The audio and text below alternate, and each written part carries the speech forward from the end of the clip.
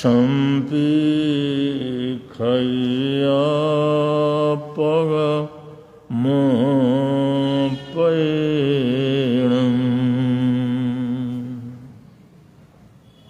जोपुबरता बरतकाले संपीखयापगमोपैणम् किं मे कणं किं च मे कीच शेषम् किं मे कणं किं च मे कीच शेषम् किं सकणिजं न समयायरामि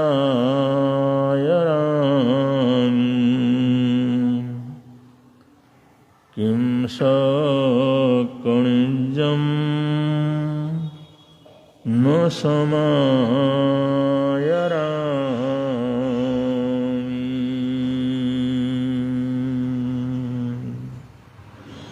केवल रविकिरणों से जिनका संपूर्ण प्रकाशित है अंतर उनकी वाणी में होता है तत्वों का सुंदर तम दर्शन सत्य दर्शन बोधाचरण पथ पर सत्य दर्शन बोधाचरण पथ पर अविरल जो बढ़ते हैं मुनिगण अरहत देव परम आगम गुरु को अरहत देव परम आगम गुरु को शत शत वंदन शत शत वंदन शत शत वंदन शत शत वंदन।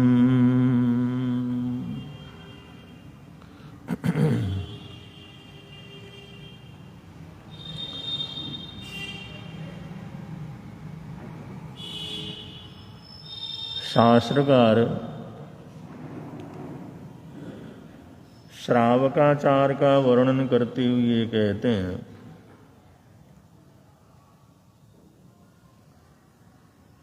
श्रावक श्राविकाएं या साधु साध्वियां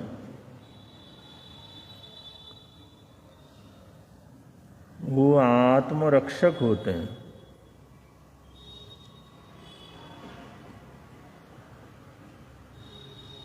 आत्मरक्षक का मतलब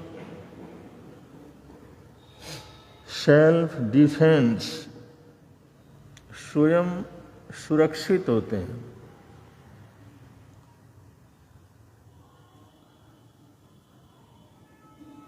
तो आजकल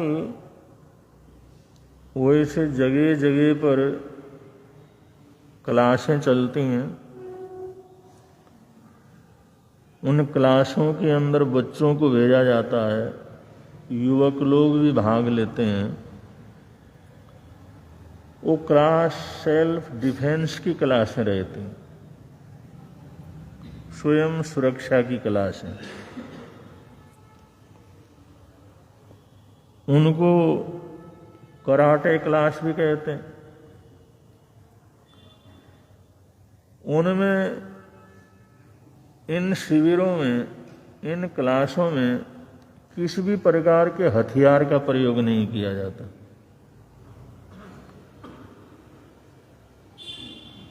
कोई भी हथियार इन क्लासों के अंदर प्रयोग नहीं किया जाता। वहाँ पर ये सिखाया जाता है, कभी भी तकलीफ हो, कभी भी परेशानी हो, कभी भी असुरक्षा हो, अचानक कोई तुम्हारे ऊपर आक्रमण कर दे, तो तुमने अपने हाथों को, अपने पैरों को, अपने सिर को, अपने कंधों को, अपने घुटनों को, अपनी कोहनियों को, इनको ही ऐसे हथियार बनाना है जिससे कैसा भी आदमी हो उसको तुम पछाड़ सको। ये सेल्फ डिफेंस की क्लासें रहती हैं, स्वयं सुरक्षा की क्लासें रहती हैं।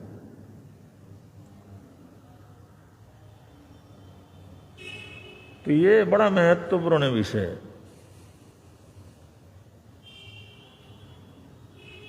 और आजकल विशेष रूप से लड़कियों को तो इसको शिक्षा दी जाती है, क्लासों में भेजा जाता है। इनको भी सेल्फ डिफेंस की क्लासों के अंदर भेजो। कभी भी कोई आक्रमण हो तो इस कला को जानने वाले लोग, उन बच्चों को किसी डंडे की जरूरत नहीं पड़ती, किसी चाकू पिस्तौल की जरूरत नहीं पड़ती, अपने हाथों से ही अगले को पछाड़ करके नीचे गिरा देते।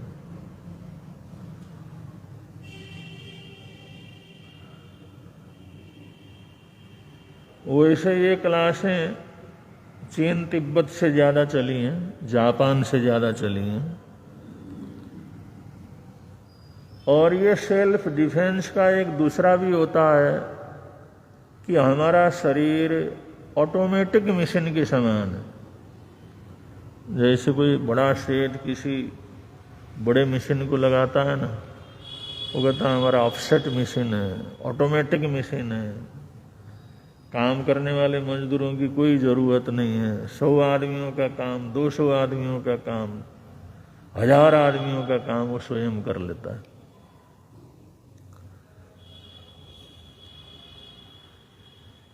तो वो बहुत बड़ी चीज रहती है, ऑटोमेटिक मशीन। और वो बनाई हुई मशीन है, लेकिन उसमें कहीं पर भी अगर कोई फॉल्ट आता है तो एकदम सीटी बजा देता है या खुद बंद हो जाता है, फिर उसको ठीक करता है, फिर चालू भी हो जाता है। अगर इतना ना कर सके तो एक आदमी जो घूमता रहता है वो उसका काम होता है, कहीं डिफॉल्ट है तो उसमें थोड़ा सहयोग करना। और हम धागे की मशीनों के अंदर, फैक्ट्री के अंदर ठहरे, इतने लंबे चौड़े जो है वो पंडाल रहते हैं, इतने लंबे चौड़े वो हॉल रहते हैं जिसके अंदर ये धागा बनने के मशीनरियां वगैरह लगी रहती हैं। और करोड़ों अरबों धागे वहां पर चलते रहते हैं, इकट्ठे होते रहते हैं। और वो ऑटोमेटिक मशीन रहता है, 1-2 जने, 2-4 जने वहां पर खड़े रहते हैं। उसमें से एक भी धागा अगर कहीं टूटा तो झट वो आवाज लगा देता, सायरन बजा देता। तो ऐसी जो व्यवस्था है वो हमारे शरीर के अंदर भी है। हमारा जो शरीर है ये भी एक प्रकार का क्या, संपूर्ण प्रकार का ऑटोमेटिक मशीन है। हम क्या करते हैं? हम तो कुछ भी नहीं करते हैं। हम कच्चा माल उसको देते हैं थोड़ा बहुत, और उस सैकड़ों दवाई के रूप में तैयार करता है। किस चीज को कहाँ भेजना है, किस चीज को कहाँ भेजना है। आदमी के शरीर की एक जगह कहीं ठोकर लगती है, कहीं पर उसको जो दर्द होता है, एक गोली ले लेता है। उसके अलावा हम क्या कर लेते हैं?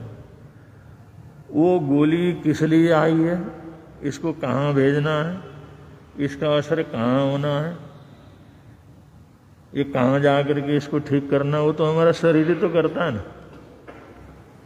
हमने तो मुंह से खा लिया, मुंह से तो सब चीजें खा लेते हैं, लेकिन 2 मिनट में 10 मिनट में वो वहीं जा करके उस चीज को ठीक करता है।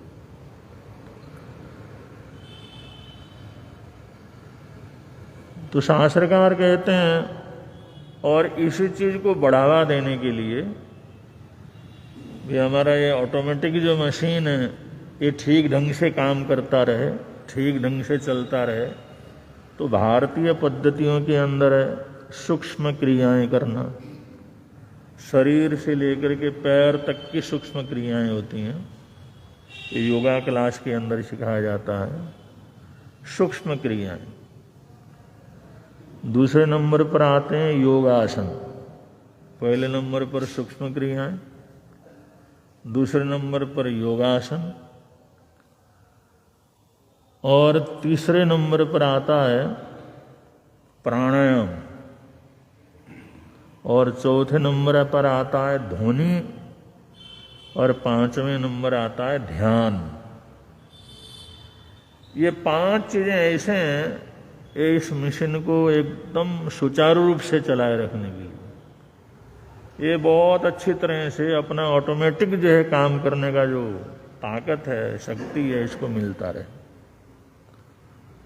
तो ये स्वयं सुरक्षा के, स्वयं डिफेंस के, सेल्फ डिफेंस के जो है सब प्रयोग है। तो हमारी आध्यात्म में या हमारी संस्कृति में इसको विशेष महत्व दिया गया, शुरू से दिया गया कि हर आदमी सूक्ष्म क्रियाएं करे। सूक्ष्म क्रियाओं का मतलब अपने शरीर को सिर से लेकर के पैर तक जितने भी अंग प्रत्यंग हैं उनको कुछ न कुछ हलन चलन देना, उनको हिलाना डुलाना, उनको कुछ न कुछ काम कराना उससे। और योगासन के अंदर तो बड़े दुनिया भर के योगासन है,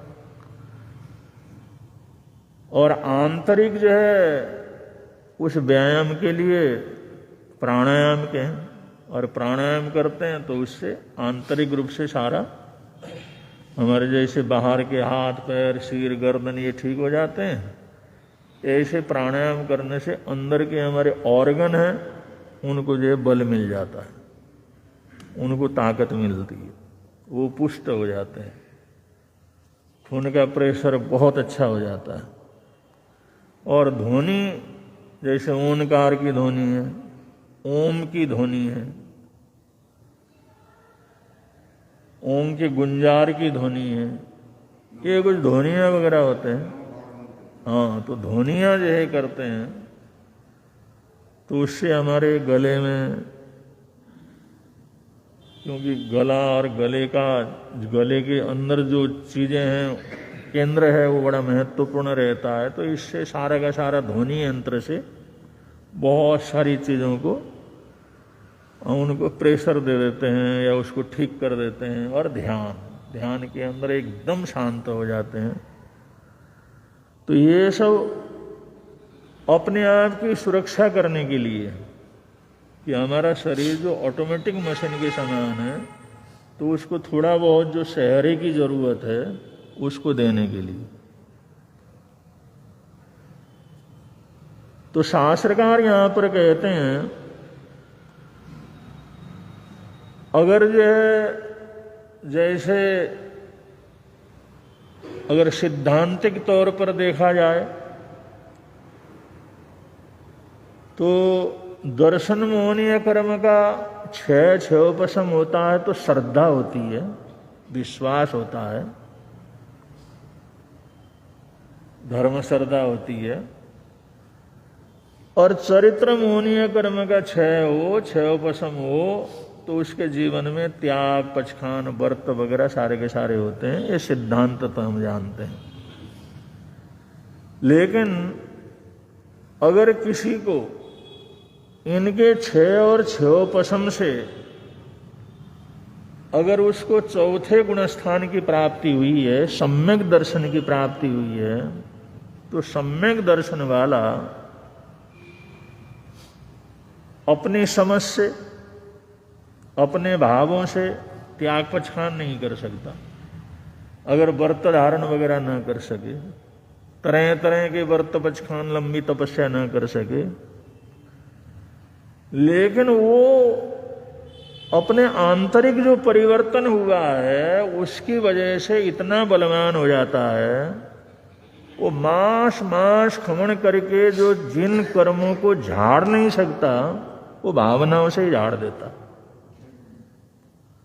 इतनी निर्जरा कर सकता। जो सारी जिंदगी संयम की पालना करके जिस उपलब्धि को नहीं प्राप्त कर सकते, वो चौथे गुण स्थान में ही वो सारू प्राप्त कर लेता, भावना से प्राप्त कर लेता। तो जैसे सेल्फ डिफेंस में कोई हथियार की जरूरत नहीं पड़ती, तो इसको उन चीजों की भी जरूरत नहीं पड़ती, अपने आप कर लेता है।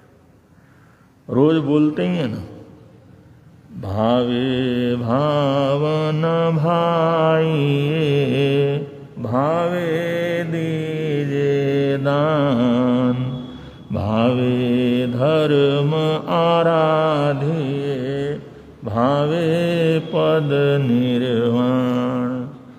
निर्वाण तक पहुंच जाता। तो ये सम्यक दर्शन ऐसी दौलत है, ऐसी दौलत है, इसका हम कुछ शब्दों में या कुछ उदाहरणों से उसका वर्णन नहीं कर सकते। ये अद्भुत उपलब्धि, मैं तो समझता हूं चौथा गुणस्थान जीवन की बहुत बड़ी उपलब्धि, ये बहुत बड़ी ताकत है, बहुत बड़ा बल है। एक बार भगवान महावीर स्वामी के श्रावकों में, शिष्यों में, उनके दर्शन करने के लिए समूह शरण में महाराजा शरणिक पहुंचे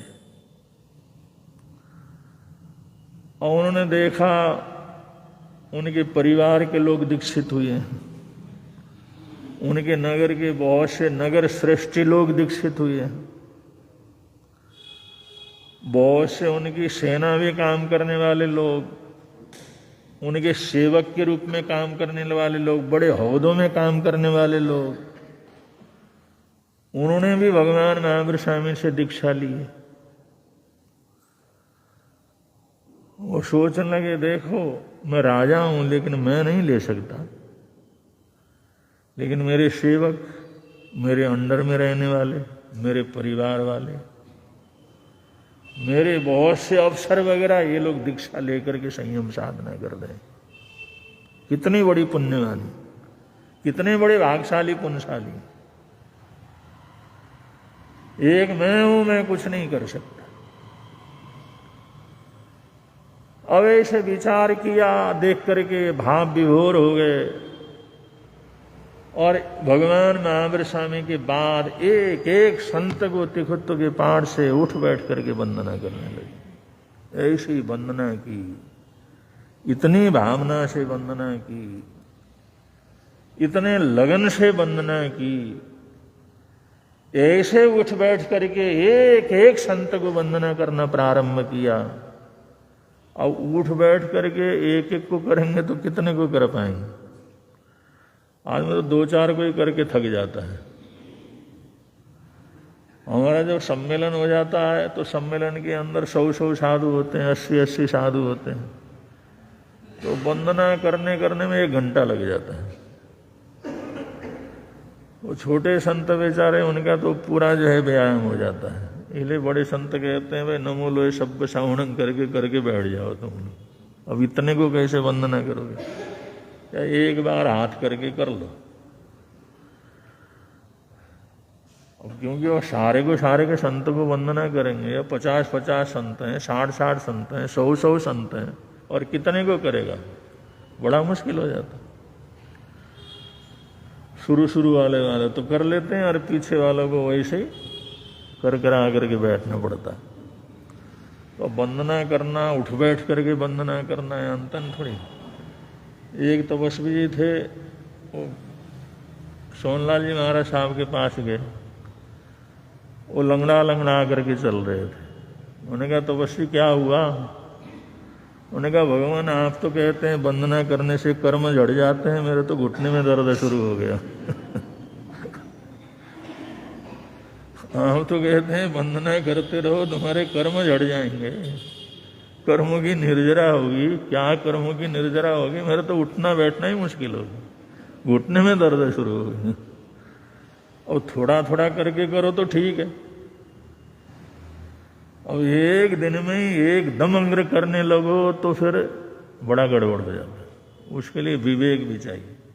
आदमी सोचता है चलो आज अच्छा है, आज कर लेता हूँ, आज जितना हो सके कर लेता हूँ, ऐसा नहीं। ये सारे चीजें जो श्रम की चीजें हैं, ये थोड़ा थोड़ा थोड़ा करके बढ़ाई जाती है, थोड़ा थोड़ा करके बढ़ाया जाता है। अब जब उन्होंने वंदना की, राजा था, बलवान था, ताकतवर था, कसरत करने वाला था, उसकी खुराक बड़ी अच्छी थी। उन्होंने जो वंदना की पसीने से तरबतर हो,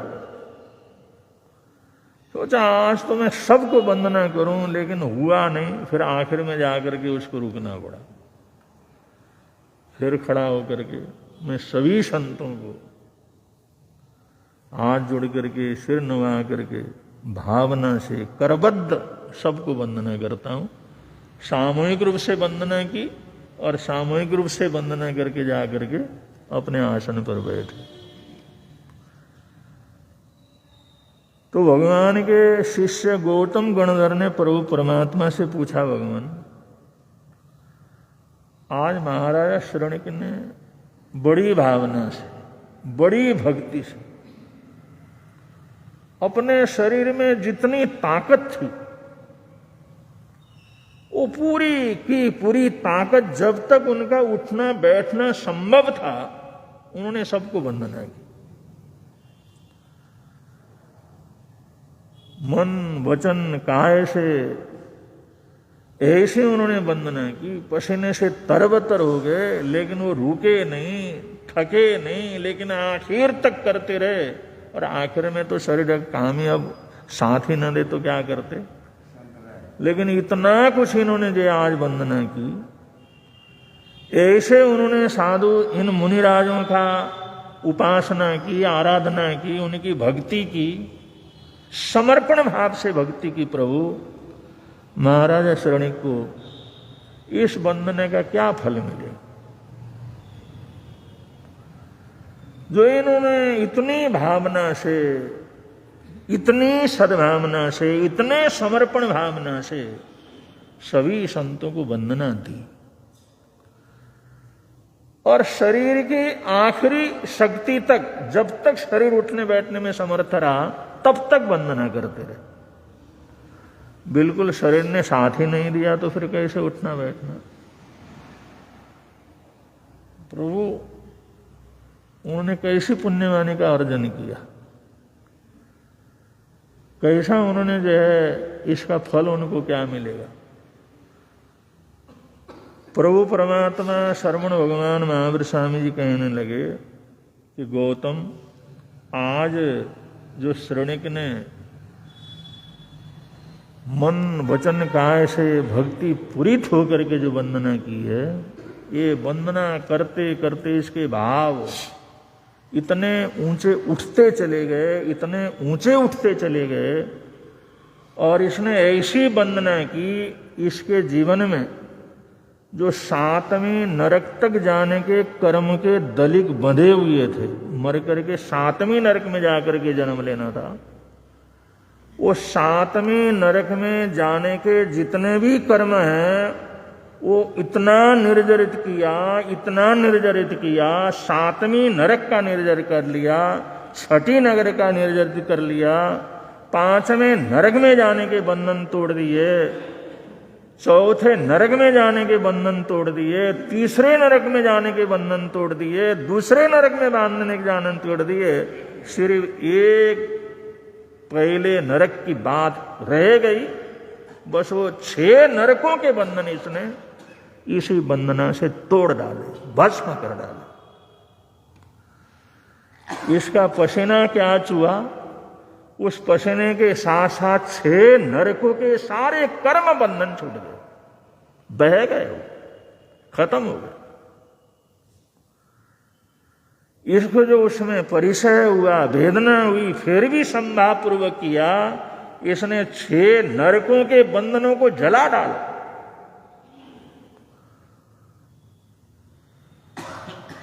अगर यही भाव अंतर्मूर्त तक और रहता तो ये पहले नरक के बंधन भी टूट जाते,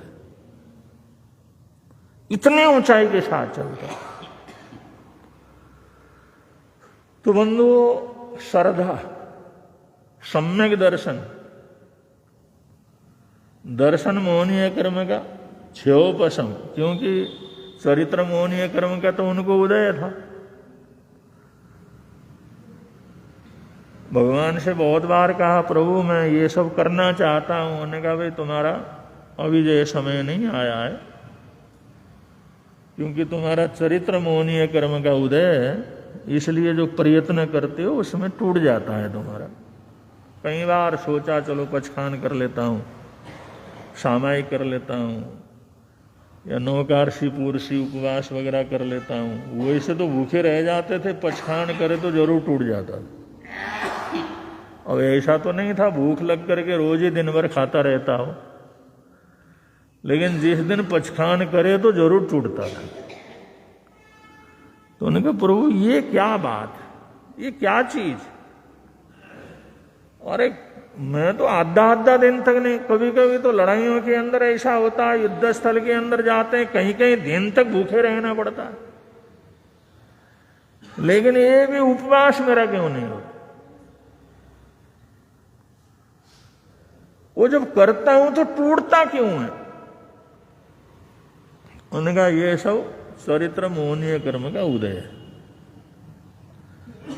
तुम्हारी श्रद्धा तो है, सद्भावना तो है, चाहते तो, लेकिन चरित्र मोहनीय कर्म न टूटने के कारण, वो उदय के होने के कारण से तुम कोई पचखान कर लेते हो तो बीच में वो टूट जाता। तो चरित्र मोहनीय का उदय था, त्याग पचखान वगैरह कुछ कर नहीं सकते थे, व्रत पचखान करे तो टूट जाता था। लेकिन ऐसी बंधना की 6 नरकों के बंधन काट डाले उसने।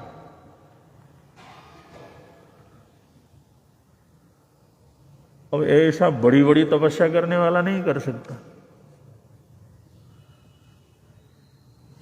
बड़ी बड़ी तपस्या करने वाला वो भी इतनी निर्जरा नहीं कर पाता जितना कि उस व्यक्ति ने भाव से ही।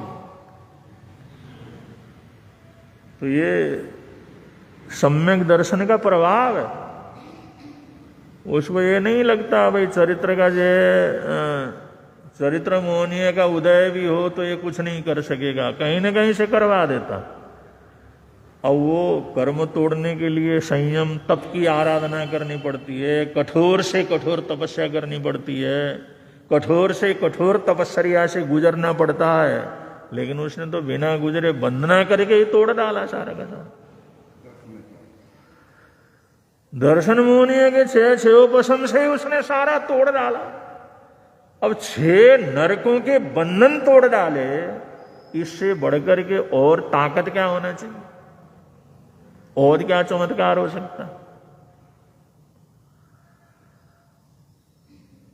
राजा ने सोचा, अरे भाई ये तो बड़ा गड़बड़ हो गया, ये तो मैं बैठ गया तो बड़ा गड़बड़ हो गया। उन्होंने सोचा अभी करता हूं। उठ करके जिस समय वंदना करने के लिए चले, तो प्रभु परमात्मा ने बोला, क्या बात?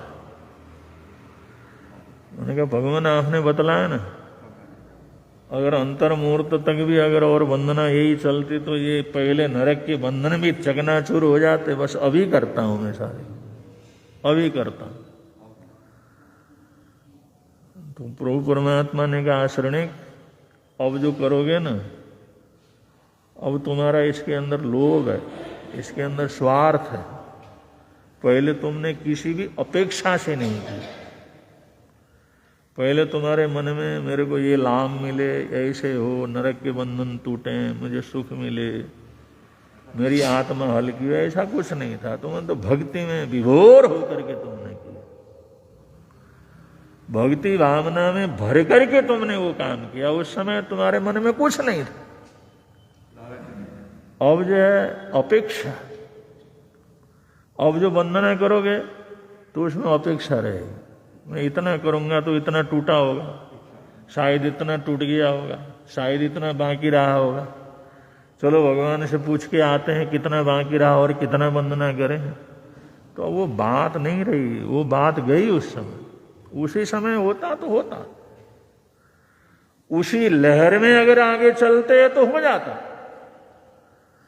लेकिन अब जो है वो बात वो आई गई हो गई। अब करोगे तो भी वो बात जो बननी चाहिए वो नहीं बनेगी।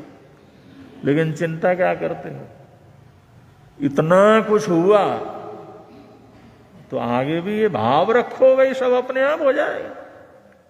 ये तुमने जान करके थोड़ी किया था, ये बंधनों को तोड़ने के लिए थोड़ी किया था।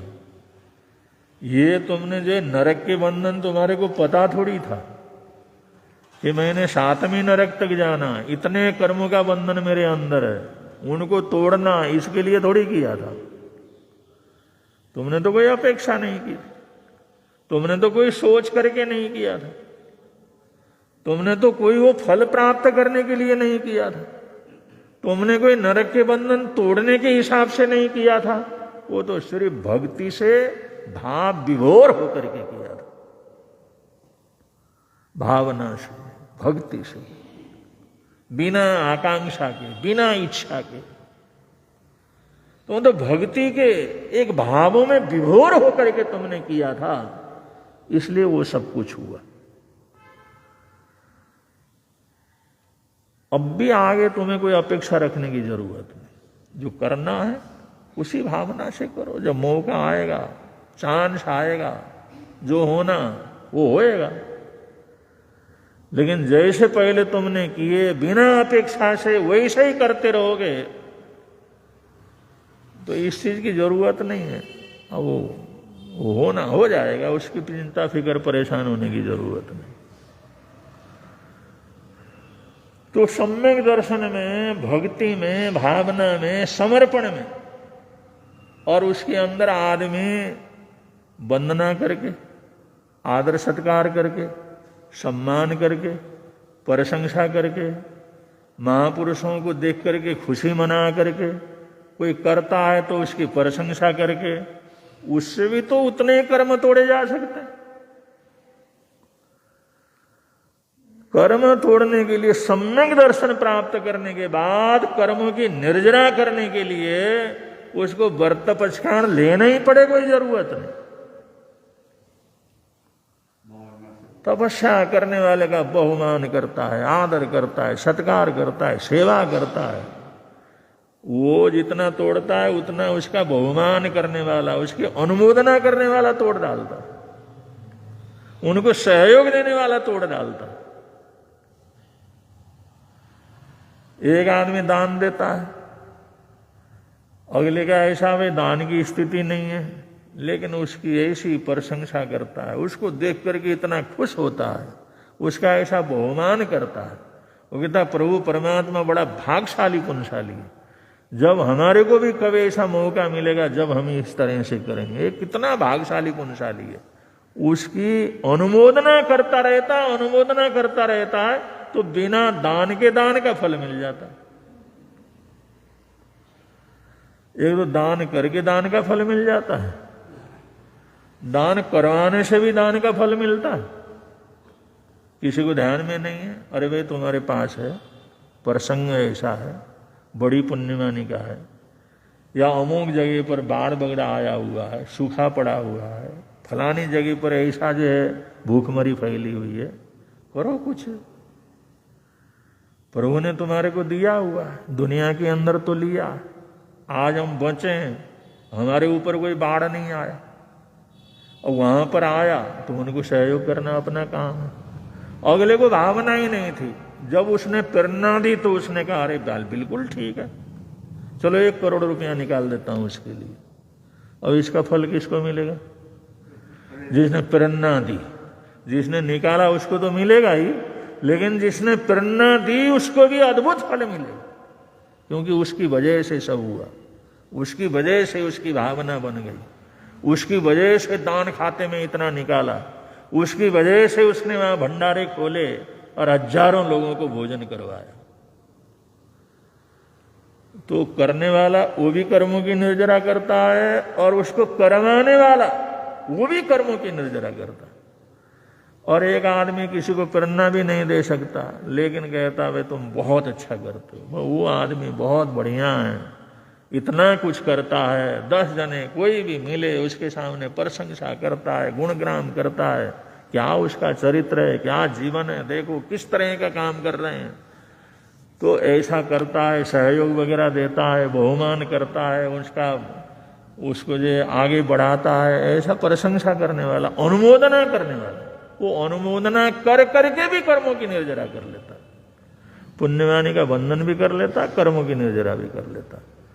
तो ये सब दर्शनामोहनीय कर्म के उपशम क्षयोपशम होने से भी इतनी बड़ी ताकत पैदा हो जाती है, इतना बल पैदा हो जाता है, जो लंबी साधना करने के बाद भी जो कर्म को नहीं तोड़ सकते, वो भावना भा करके, सहयोग दे करके, छोटे मोटे काम करके, और मन वचन काया से जो सेवा का काम है, सहयोग का काम है, इसके लिए कोई जरूरी थोड़ी है कोई दूसरा कुछ लगे, इसी से ही सब कुछ वो प्राप्त कर लेता है। तो ये सम्यक दर्शन का प्रभाव है।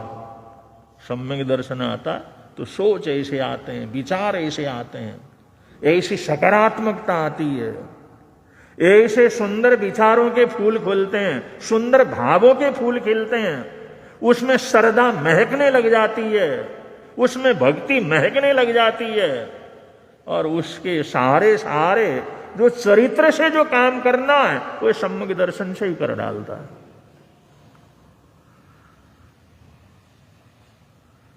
तो इसलिए सम्यक दर्शन की उपलब्धि बहुत बड़ी उपलब्धि है, और श्रावकाचार में यहीं से श्रावक जीवन की उत्थान जो है प्रारंभ हो जाता है। और आगे जो भी प्रसंग आएंगे समय के ऊपर आप लोगों के समक्ष रखेंगे, बड़े प्रेम से आप लोग बोलेंगे, मिलता है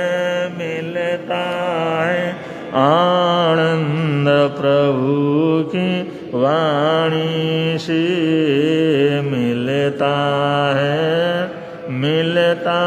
है आनंद प्रभु,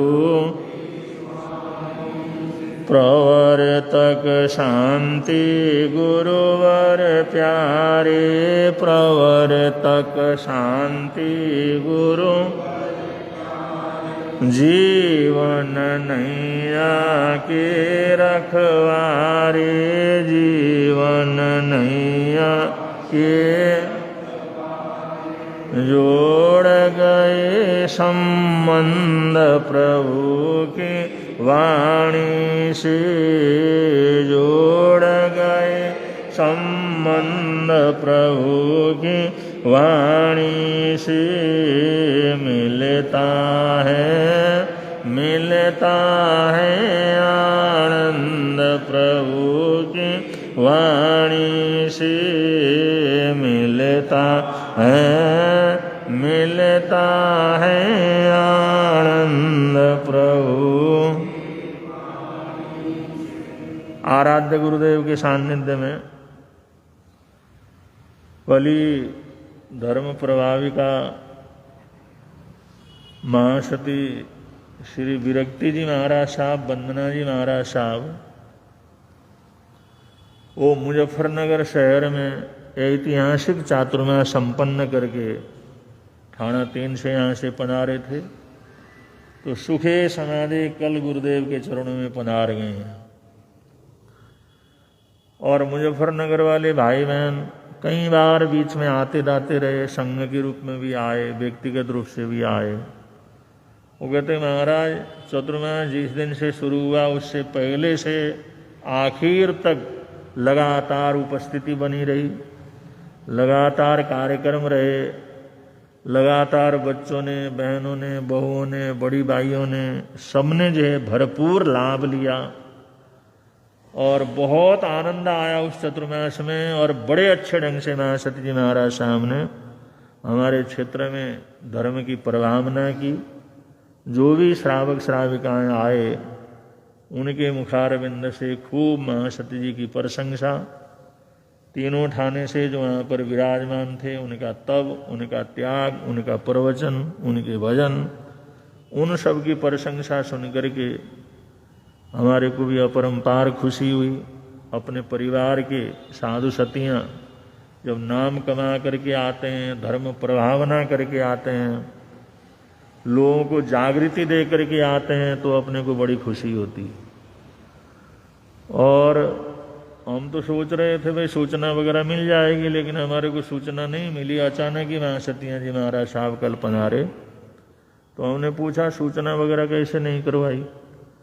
वो तो गुरु जी यहाँ से वहाँ तक गए, पहले से परिचय था। आते समय सभी क्षेत्रों में जहाँ पर दिगंबरी भाई बहनों के क्षेत्र हैं, उन्होंने भी इतनी सेवा की, आने का, जाने का, गोचरी पाने का, प्रवचन का, बिहार में चलने का, आगे जाके व्यवस्था करने का, हमारे को जरूरत ही नहीं पड़ी कहीं किसी तरह से सूचना दें।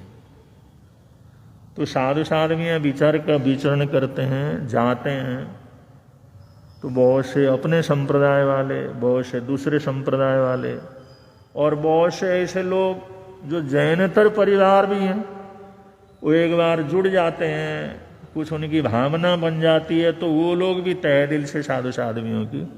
हमारे को कोई दिक्कत नहीं हुई, किसी प्रकार की दिक्कत नहीं हुई, न रुकने की, न व्यवस्था की, न गोचरी पाने की। बराबर वो क्षेत्र जो पहले हम फर्श करके गए थे, पहले परिचय हुआ था यहाँ से, जैसे चतुर्मास के लिए गए थे, आने के बाद बराबर उन्होंने संभाला, चतुर्मास में भी आते जाते रहे। ये सब जान करके अपने को बड़ी खुशी हुई, बड़ी प्रसन्नता हुई। स्वास्थ्य सबका अच्छा रहा, बड़ा अच्छा चतुर्मास करके वापिस आप आराध्य गुरुदेव के चरणों में पधारे। और ये गुरु निहाल परिवार के लिए एक गर्व की बात है। सभी साधु साधवियाँ खूब धर्म प्रभावना करने वाली हैं, प्रवचनकार हैं और हर तरह से योग्य हैं। और जहाँ जहाँ चतुर्मास हुए हैं, सब जगह से इस प्रकार की बातें, इस प्रकार की खुशबू हमारे पास आती है। महासती जी महाराज साहब को भी बहुत बहुत बधाइयाँ, मंगल कामनाएं देते हैं, सद्भावनाएं देते हैं। पिछला चतुर्मास उनका राजस्थान में था, वो भी बढ़िया किया, और उससे पहले भी चतुर्मास करते रहे। अब तो काफ़ी अच्छी तरह से चातुर्मास को आगे बढ़ाने में बहुत अच्छी जो है सफलता प्राप्त कर लेते हैं। उनकी ये खूबी आगे से आगे बढ़ती रहे और जन जन को उनका लाभ मिलता रहे, ऐसी शासनेश प्रभु से हार्दिक हार्दिक प्रार्थना करते हैं, हार्दिक हार्दिक मंगल कामनाएं करते हैं। और महासती जी महाराज साहब को, तीनों साधवियों को, जो हमारी साधवी रत्ना है, उनको बहुत बहुत आशीर्वाद, मंगल कामनाएं, सद्भावनाएं देते हैं। आज का अगर किसी का एकासना वियासना वगैरह हो, तो आप लोग पचखान कर ले। में आज के एकासना वियासना का पचखान और यंत्र तो सुनते ही पड़ी कौन करें त्याग बो सरे वो सरे। आज का अगर उपवास आयमिल वगैरह किसी का हो, आज का जाप है श्री नमीनाथ भगवान को वंदन बारंबार, श्री नमीनाथ भगवान को वंदन बारंबार, श्री नमीनाथ भगवान को वंदन बारंबार, श्री नमीनाथ भगवान को वंदन। अब संघ की तरफ से सूचनाएं हैं, सूचनाओं के अनंतर मंगल पाठ होगा।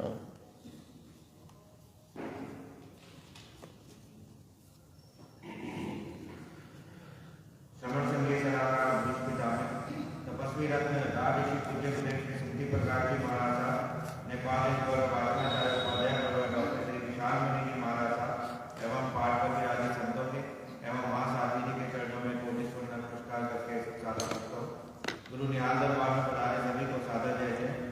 बाहर से पधारे गुरु दर्शन सभी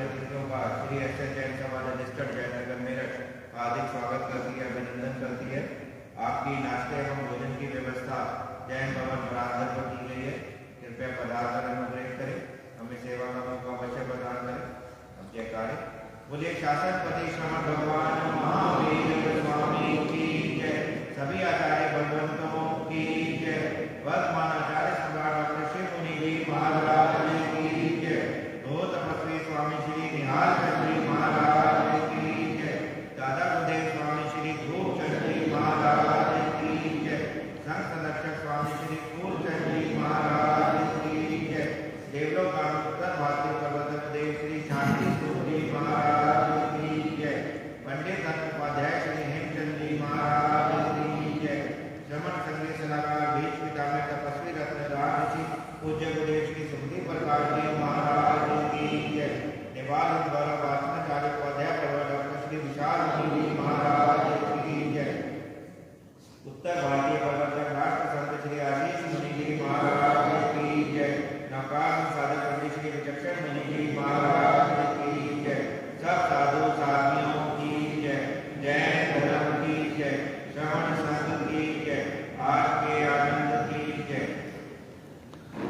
श्री चत्तारि मंगलम अर्यंता मंगलम सिद्धा मंगलम साहू मंगलम केवली प्रणतो धम्मो मंगलम। चत्तारि लोकोत्तम अर्यंता लोकोत्तम सिद्धा लोकोत्तम साहू लोकोत्तम केवली प्रणतो धम्मो लोकोत्तमो। चत्तारि शरणं प्रपद्यामि अर्यन्ते शरणं प्रपद्यामि सिद्धे शरणं प्रपद्यामि साहू शरणं प्रपद्यामि केवली प्रणतं धम्मं शरणं प्रपद्यामि। ये चार शरण दुख हरण जगत में और न शरण कोई होगा। जो भव प्राणी करे आराधन उसका अजर अमर पद होगा। उसका सदा ही मंगल हो।